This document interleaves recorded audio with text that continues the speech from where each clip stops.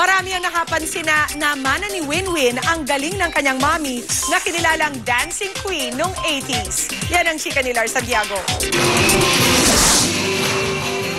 Kung si Alma Moreno ang tinawag na dancing queen noong dekada 80, ngayon naman, ang anak niyang si Winwin Marquez ang tinatawag na dance diva. Ang tukso nga kay Winwin ng mga kasama sa Party Pilipinas. Pinapatunayan daw niyang anak siya ni Alma dahil sa galing sa pagsasayaw. Kahapon, nag-dance showdown sa Party Pilipinas ang mag-ina at sinabi ni Alma na tapos na siya sa pagsayaw at ipinapasa na niya ang korona kay Winwin. Mas kanya na talaga.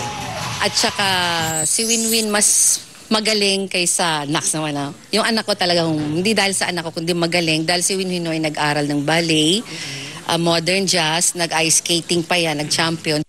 Binibigay na raw niya. Siya nung 80s, ikaw ngayon. Sobrang pressured. Kasi po, hindi ko pa po nagagawa lahat ng genre ng sayaw. Like, nagawa niyo po kasi lahat eh. So, wala pa po ako sa point na maging dancing queen kasi hindi ko pa po lahat na-achieve. Kahit may mga alok na kay Winwin na gumawa ng soap opera, hindi pa rin siya pinapayagan ni Alma at maging ng amang si Joey Marquez. Hanggang Party Pilipinas lang daw muna dahil importanteng makatapos muna ng pag-aaral ang dalaga. Basta 2 years na lang, baka kasi mag-enjoy masyado sa showbiz eh. So, importante nakikiusap ako na tapusin niya yung pag-aaral niya. 2 years na lang. After nun, go.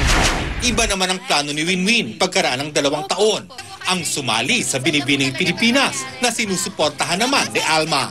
Yun po talaga yung first dream ko bago po kasi nung napapanood ko po like sila Tita Melanie, sobrang ganda po kasi nung tingin sa kanila. Lars Santiago, updated sa Showbiz Happenings.